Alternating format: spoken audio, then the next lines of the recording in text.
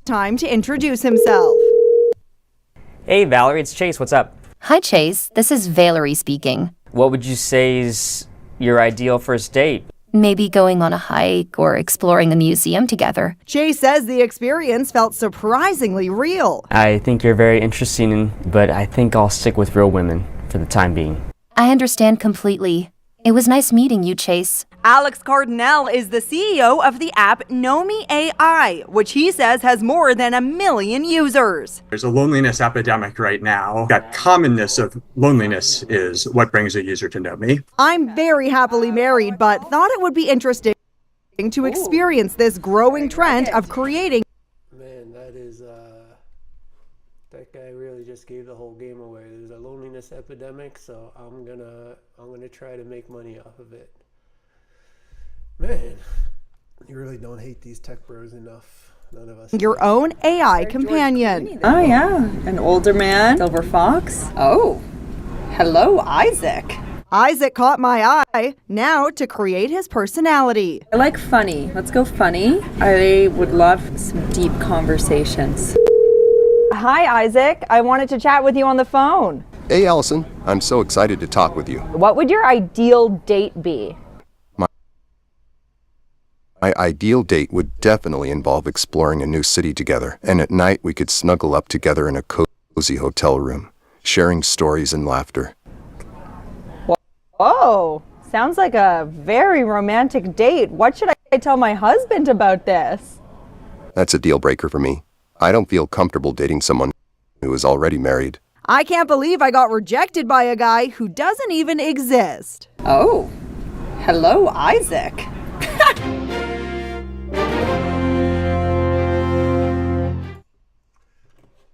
Nice. All right. Let's see.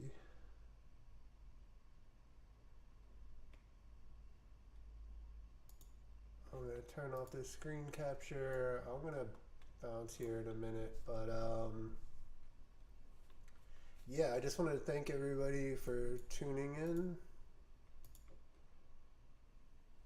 Oliver came up. He woke up from his nap. He wanted to say hi, but I got to take him out for a walk. So yeah, thank you to everybody that tuned in. I appreciate it. I'm still trying to figure out all of the ins and outs of the Streamlabs software here, and yeah, man, it's a weird world we're going into. I'm gonna have to spend the next couple hours thinking about this AI thing. All of these AI bots and the people falling in love with them. This is creepy. And like I said at the beginning, the fact that all of these media reports are coming out at the same time really makes me think like they're trying to sell something to us. Like they're trying to get us used to this in some kind of way, I think. I don't want to sound like a conspiratard. Maybe they're just reporting on it, but the fact that all of this stuff is coming out right around the same time does make me kind of feel like we're being programmed a little bit to start to think this is normal. So anyway, I hope you guys all have an awesome rest of your Sunday. Oliver, you want to say bye? Bye. Okay. I'm going to try and get some stuff together and put something for tomorrow. If you guys have any ideas or notes, definitely just drop me a DM. And yeah, you can follow me. I'm at Adam Foster Music on pretty much every social media.